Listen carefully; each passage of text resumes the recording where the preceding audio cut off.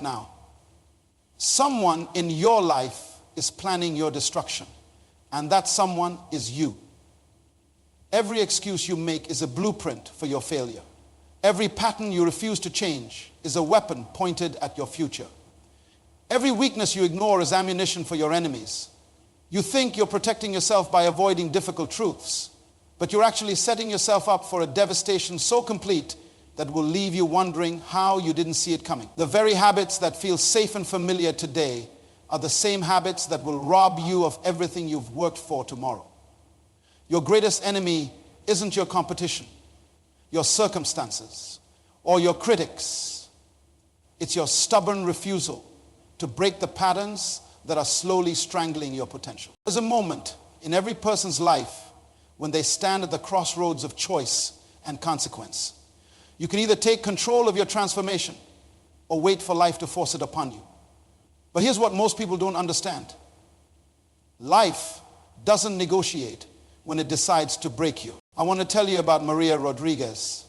She worked construction for 15 years, watching buildings rise from empty lots. But Maria wasn't just swinging hammers and laying concrete. She was learning one of life's most powerful lessons without even knowing it. One morning, Maria arrived at a job site expecting to see the crew beginning work on a new office complex. Instead, she found demolition teams tearing down a perfectly good building that had stood for only 8 years. Confused, she approached the site supervisor. "Why are we destroying a building that looks fine?" she asked. The supervisor handed her the structural report. This building was constructed on a weak foundation. The original contractors cut corners. Now the whole structure is compromised. We could try to repair it piece by piece, but that would cost 3 times more than starting over with a proper foundation. Maria stared at that report, and something clicked. The building looked beautiful on the outside. Modern glass, impressive architecture, expensive finishes. But underneath, where no one could see, the foundation was crumbling. The owners had 2 choices. Tear it down themselves in a controlled demolition, or wait for it to collapse unexpectedly, potentially killing people and destroying everything around it. This is exactly what happens in human life. We build impressive exteriors, successful careers, beautiful homes, perfect social media profiles. But underneath, in the foundation of our character, our habits, our thinking patterns, we cut corners. We avoid the hard work of building proper support systems. We ignore the cracks that develop over time. Then one day, life hands us our structural report. A marriage falls apart. A business fails. Health deteriorates. Relationships crumble. And we wonder how everything collapsed so suddenly when we thought we had it all together. But here's the truth that changed Maria's life forever. The strongest buildings require controlled demolition before construction begins. The most successful people learn to break themselves before life breaks them. Maria went home that night and looked at her own life with new eyes. She realized she had been building on weak foundations for years. Her spending habits were out of control. She was constantly angry because she never learned to manage her emotions. Her relationships were shallow because she was afraid of vulnerability. Her skills were outdated because she resisted learning new things. She had 2 choices. Just like that building, she could continue pretending everything was fine until life forced a collapse, or she could take control and start her own controlled demolition. Most people choose to wait. They hope their weak foundations will somehow hold up under increasing pressure. They pray that the cracks in their character won't spread. They believe that if they just work harder on the exterior, make more money, buy more things, project more confidence, somehow the foundation will fix itself. But foundations don't repair themselves. They only get weaker under pressure. Maria made a different choice. She decided to break herself before life broke her. She started with her finances, forcing herself to live on half her income and putting the rest toward debt. It was painful. She had to give up restaurants, entertainment, the lifestyle she had built. Her friends thought she was crazy. "Why are you making your life so hard?" they asked. You're young, live a little. But Maria understood something they didn't. She was creating controlled stress to prevent uncontrolled collapse. She was choosing temporary discomfort to avoid permanent damage. Next, she tackled her emotional patterns. Every time she felt anger rising, instead of exploding like she always had, she forced herself to pause and ask, what am I really afraid of? This internal breaking was harder than the financial discipline. She had to face parts of herself she had been avoiding for years. She realized her anger was just fear wearing a mask. Fear that people would take advantage of her. Fear that she wasn't smart enough, strong enough, valuable enough. So she had built walls of aggression to protect herself. But walls that keep pain out also keep love and opportunity out. Breaking these patterns felt like emotional surgery without anesthesia. There were days she wanted to quit, to go back to her old ways of handling things. But every time she was tempted to stop, she remembered that building and the choice between controlled demolition and unexpected collapse. Within 2 years, Maria's life had transformed completely, not because she had built something new on top of her old foundation, but because she had torn down the weak foundation and built a new one. Her finances were solid. Her relationships deepened because she learned to be vulnerable instead of defensive. Her career advanced because she invested in learning new skills instead of protecting her ego. But here's what surprised her most. The breaking process had made her stronger, not weaker. Like a muscle that grows through controlled stress in the gym. Her character had developed strength through voluntary pressure that she never could have gained through comfort. The people who had questioned her choices began asking for advice. They watched her navigate challenges that would have destroyed the old Maria with calm confidence. They saw her handle setbacks without falling apart, handle success without losing her head. Maria had learned the fundamental truth that separates those who control their destiny from those who become victims of circumstance. You must break yourself in private before life breaks you in public. You must create your own pressure before pressure is forced upon you. You must choose your hard before hard chooses you. This principle applies to every area of human existence: your health, your relationships, your career, your finances, your character. They all rest on foundations that are either growing stronger through voluntary stress or growing weaker through neglect. The question isn't whether breaking will happen in your life. The question is whether you will control the breaking or the breaking will control you. Now let me tell you about James Thompson, a man who almost gave up on his dream because he didn't understand the power of invisible progress. James had started 3 businesses in 5 years, and every single one had failed. He was broke, discouraged, and ready to accept that entrepreneurship just wasn't for him. One afternoon, sitting in his backyard wondering where he went wrong, James noticed his neighbor working in her garden. She was planting what looked like small bamboo shoots in neat rows.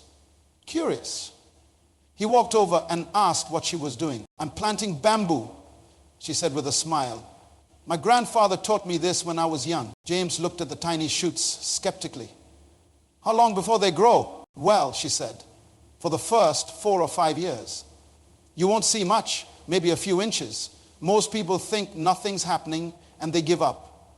But my grandfather told me something important. The bamboo isn't doing nothing during those years. It's building the strongest root system you've ever seen, spreading underground in every direction." She pointed to an area of her yard where mature bamboo swayed in the breeze, towering nearly 40 feet high. "That bamboo over there, it grew 90 feet in just 6 weeks during its 5th year. But it could only do that because it spent 4 years building roots you couldn't see." James stared at those towering bamboo stalks, and suddenly his business failures made sense. He had been expecting immediate, visible results from his efforts. When he didn't see quick growth above ground, he assumed he was failing. So he would abandon one approach and try another. never giving any single strategy time to develop deep roots. But the bamboo taught him something profound. The most important growth happens where no one can see it. Success isn't about quick results. It's about building invisible infrastructure that can support massive growth when the time comes. James realized he had been breaking under pressure instead of breaking his own impatience. Every time a business didn't show immediate profit, he would panic and either quit or completely change direction. He was like a farmer who plants seeds and then digs them up every week to see if they're growing. The bamboo principle changed everything for James. Instead of starting a fourth business, he went back to his most recent venture, a digital marketing consultancy. But this time, he approached it differently. Instead of expecting immediate clients, he spent months building systems, developing processes, creating valuable content, and nurturing relationships for 18 months. James earned almost nothing from his business. His family thought he was wasting time. Friends suggested he get a regular job. The old James would have quit after 3 months. But the bamboo had taught him that invisible progress during those 18 months. James was breaking his need for instant gratification. He was breaking his habit of changing direction when things got difficult. He was breaking his tendency to judge his worth by immediate visible results. This internal breaking was harder than any external challenge he had faced. Then, in month 19, something remarkable happened. 3 major clients signed contracts with him in the same week. Within 6 months, his revenue had increased by 400%. Within a year, he had more business than he could handle and was hiring employees. People started calling James an overnight success. They saw the towering bamboo, but missed the 4 years of root development. They wanted to know his secret to quick growth, not understanding that there are no shortcuts to sustainable success. James learned that breaking yourself before life breaks you means breaking your need for immediate visible proof that you're on the right path. It means breaking your addiction to quick fixes and instant results. It means developing the patience to build strong roots even when no one can see what you're accomplishing. The bamboo doesn't struggle during its root building years. It doesn't question whether it's making progress. It simply does the underground work that will make above ground growth possible. This is exactly what successful people do. They break their impatience and build their capabilities in private before they perform in public. But understanding the bamboo principle is only half the battle. You also need to understand why resistance to change makes you brittle and how flexibility actually creates strength. Let me tell you about Rebecca Martinez, a woman who discovered this truth in the most unexpected place. Rebecca enrolled in a pottery class to relieve stress from her demanding job as a corporate lawyer. She was used to controlling every detail, every outcome, every conversation. Her whole career was built on being right, being precise, being in charge. On her first day, the instructor placed a lump of clay in front of her and said, "Make a bowl." Rebecca approached it like she approached everything else, with determination and rigid technique. She carefully shaped the clay, measured the walls, smoothed every surface. After 2 hours, she had created what she thought was a perfect bowl. The instructor walked over, looked at her work, and without warning, crushed it back into a ball of clay. Rebecca was furious. "Why did you destroy my bowl? I spent hours on that." The instructor smiled calmly. "Your bowl was beautiful on the surface, but it was brittle. Look at this." She showed Rebecca the broken pieces. "See how it cracked along straight lines? That's because you were fighting the clay instead of working with it. You were trying to force it into your vision instead of allowing it to guide you to something better." Rebecca wanted to quit right then. She had never failed at anything she put her mind to, and she certainly wasn't going to be defeated by a lump of clay. But something kept her in that chair. The instructor continued, "Clay teaches us something important about life. The pieces that break easily are the ones that were shaped with resistance and tension. The pieces that last are the ones that were shaped through flexibility and flow. You have to break your need to control every detail if you want to create something truly strong. Week after week, Rebecca watched her creations get reshaped, reformed, and sometimes completely started over. Each time, she felt her need for control being challenged. Each time, she had to choose between walking away or breaking her rigid patterns. Slowly, Rebecca began to understand what the instructor meant. When she relaxed her grip and allowed the clay to guide her hands, beautiful shapes emerged that she never could have planned. When she stopped fighting the process and started flowing with it, her pottery became stronger, not weaker. But the real transformation happened outside the pottery studio. Rebecca realized she had been approaching her entire life like that first bowl, with rigid control and brittle precision. She was so focused on forcing outcomes that she was missing opportunities for growth. At work, she started listening more and dictating less. Instead of steamrolling through meetings with her agenda, she began allowing conversations to flow naturally instead of micromanaging her team. She created space for their creativity to emerge. The result surprised everyone, including Rebecca. Her team became more innovative. Her clients started seeking her out specifically because she had developed a reputation for finding creative solutions. Her stress levels dropped dramatically because she wasn't constantly fighting to control things beyond her influence. Rebecca had learned to break her brittleness before life shattered her completely. She discovered that true strength comes not from rigid control, but from flexible response. The potter's wheel had taught her that breaking your resistance to change prevents life from breaking your spirit. Most people resist the reshaping process. They want to stay in their comfortable, familiar forms, even when those forms are limiting their growth. But like clay that fights the potter's hands, resistance creates weakness, not strength. This brings me to Marcus Johnson, a young man who understood something that most people never learn.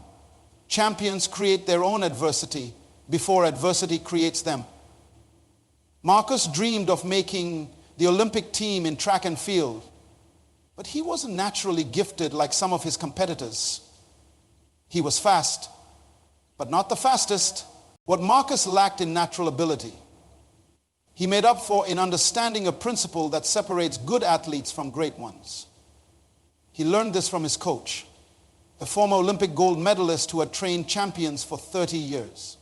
During Marcus's first week of training, the coach did something that confused him. Instead of having him run on the smooth indoor track, the coach took him outside to a hill covered with loose gravel, potholes, and uneven terrain. Coach, why are we training here? Marcus asked. The Olympic track is perfectly smooth. Shouldn't I practice on the same surface I'll compete on? The coach smiled and pointed to a tree growing near the trail. You see that oak tree?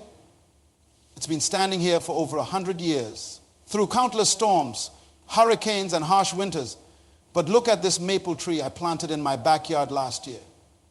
I watered it perfectly, protected it from wind, gave it ideal soil and conditions. Which tree do you think is stronger? Marcus looked at the gnarled, weathered oak with its deep roots and thick trunk, then thought about the delicate maple in the coach's protected yard. The answer was obvious. The oak, he said. Exactly.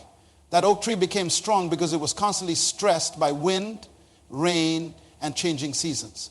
It had to develop deep roots to survive. It had to grow thick bark to protect itself. Every storm that didn't kill it made it stronger. Your training needs to follow the same principle from that day forward. Marcus's training was designed around controlled stress. He ran hills when others ran flats. He trained in rain when others waited for sunny days. He practiced with weighted vests when others ran unencumbered. He deliberately sought out challenging conditions that would force his body to adapt and grow stronger. But the real breakthrough came when Marcus applied this principle beyond physical training. He realized that mental and emotional strength followed the same rules as physical strength. He began deliberately putting himself in uncomfortable social situations to build confidence. He volunteered to speak at local schools to overcome his fear of public attention. He studied his competitors' techniques, not to copy them, but to pressure himself to develop better strategies. Most athletes wait for competition to test their limits. Marcus tested his limits every single day in training. He broke his comfort zone systematically so that when race day came, nothing could surprise him or overwhelm him. The results spoke for themselves. In his first major competition, while other runners struggled with the pressure, Marcus thrived. While others were thrown off by unexpected weather conditions, Marcus adapted instantly because he had trained in every possible condition. While others cracked under the stress of the moment, Marcus remained calm because he had created greater stress in his training than anything the competition could offer. Within 3 years, Marcus made the Olympic team. But what impressed people most wasn't his speed on race day, it was his composure under pressure. Commentators called him unshakable. Fellow athletes wondered how he stayed so calm in high-pressure situations. Marcus knew the secret. He had learned to break himself systematically before life could break him randomly. He had created controlled adversity so that uncontrolled adversity couldn't defeat him. This principle extends far beyond athletics in every area of life. You can either create your own stress in manageable doses or wait for life to dump overwhelming stress on you all at once. You can either build your strength gradually through voluntary challenges or discover your weaknesses suddenly through involuntary crises. The people who handle life's unexpected challenges with grace aren't lucky. They're prepared. They've been breaking themselves in small ways every day so that when big challenges come, they're ready. They've built their emotional, mental, and spiritual muscles through consistent voluntary stress so that involuntary stress can't break them. Marcus understood that champions aren't made on the day of competition. They're made in the months and years of preparation when no one is watching. They break their own limits before their limits break them. They create their own pressure before pressure is forced upon them. Now, I want to bring all these principles together through the story of Linda Washington, a woman who almost lost everything because she waited too long to break herself. Linda's story will show you exactly how to apply everything we've learned about control breaking versus life-forced breaking. Linda was the senior vice president of operations at a Fortune 500 company. She had climbed the corporate ladder through sheer determination and intelligence. But Linda had developed some patterns that were slowly undermining her success. Patterns she was completely blind to. Linda's biggest problem was that she had become defensive about everything. If someone questioned her decisions, she would immediately justify them instead of listening. If a subordinate suggested a different approach, she would find reasons why it wouldn't work instead of considering its merit. If a boss offered feedback, she would explain why the situation was more complicated than he understood instead of accepting the input. Linda had built these defensive patterns over years of proving herself in a male-dominated industry. Early in her career, admitting uncertainty or accepting criticism had sometimes been used against her. So she learned to project confidence at all times, to have an answer for everything, to never show weakness. These patterns had served her well initially. They helped her gain respect, earn promotions, and establish her authority. But now, 20 years later, those same patterns were creating cracks in her foundation that she couldn't see. Her team members stopped bringing her new ideas because they knew she would shoot them down. Her peers avoided collaborating with her because she was difficult to work with. Her boss started excluding her from strategic conversations because she was too rigid in her thinking. The warning signs were everywhere, but Linda missed them all. She attributed the distance from her team to their lack of commitment. She blamed the lack of collaboration on office politics. She explained her exclusion from meetings as her boss's insecurity about her competence. Then came the restructuring announcement. The company was eliminating redundant positions, and Linda's role was being combined with another department. She would need to reapply for a modified version of her own job, competing against her peer from the other department. For the first time in her career, Linda's job security was threatened. The interview process would involve feedback from her team, her peers, and senior leadership. Suddenly, all those burned bridges and defensive interactions mattered. Linda realized she was in the same position as that building Maria had watched being demolished. She had built an impressive career on a foundation of defensive patterns that were now compromising the entire structure. She had two choices: continue with her current approach and hope for the best, or break those patterns before they broke her career. The old Linda would have doubled down on her defensive strategies. She would have spent her energy justifying her past decisions and explaining why she was the obvious choice for the position. But Linda remembered something her mentor had told her years earlier. The greatest leaders are not those who never make mistakes, but those who learn from them faster than anyone else. Linda made a decision that surprised everyone, including herself.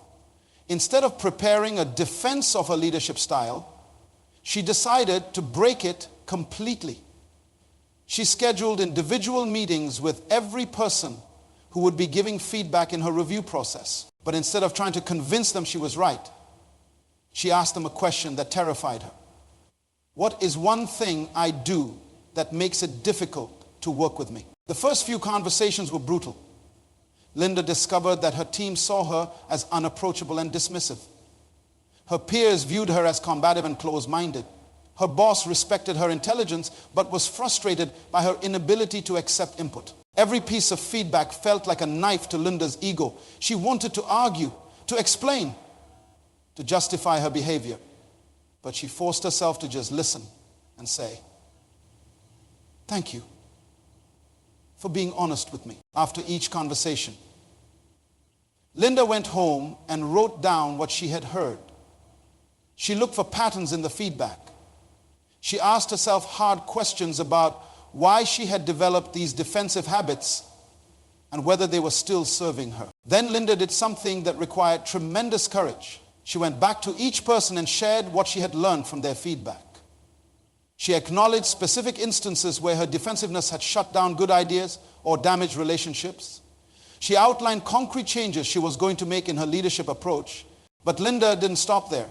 She asked each person to hold her accountable to these changes. She gave them permission to call her out if they saw her falling back into old patterns. She created a system where she would regularly check in with her team to monitor her progress. The transformation wasn't easy. Linda had to break 20 years of ingrained habits. Every time someone challenged her ideas, her instinct was to defend. Every time she felt criticized, her impulse was to justify. But now she had a new response pattern. She would pause, take a breath, and ask, "What can I learn from this?" within 6 months. Linda's relationships at work had completely transformed. Her team started bringing her innovative ideas because they knew she would listen. Her peers began seeking her collaboration because she had become genuinely interested in their perspectives. Her boss included her in strategic discussions because she had developed the ability to think beyond her own departmental interests. When the final decision was made about the restructured position, Linda was not only selected for the role, but she was also given expanded responsibilities and a promotion to executive vice president. More importantly, Linda had learned the most valuable lesson of her career. Breaking yourself before life breaks you isn't just about survival, it's about transformation. It's about taking control of your growth instead of waiting for circumstances to force change upon you. Linda's story teaches us that the breaking process isn't punishment, it's preparation. Every pattern you break voluntarily is a pattern that can't break you involuntarily. Every weakness you address proactively is a weakness that can't be exploited by your circumstances. The people who thrive in life aren't those who avoid breaking. They're those who choose their breaking. They identify their weak foundations before they crumble. They develop patience like bamboo before life demands it. They become flexible like clay before pressure hardens them. They create stress like athletes before competition tests them. You have the same choice Linda had. You can wait for life to reveal your weaknesses through painful circumstances, or you can seek them out and address them while you still have control over the process. The question isn't whether you will be broken. The question is whether you will break yourself deliberately and strategically, or wait for life to break you randomly and destructively. Choose your breaking. Take control of your transformation. Break yourself before life breaks you. And watch as that breaking becomes the foundation for a strength you never knew you possessed.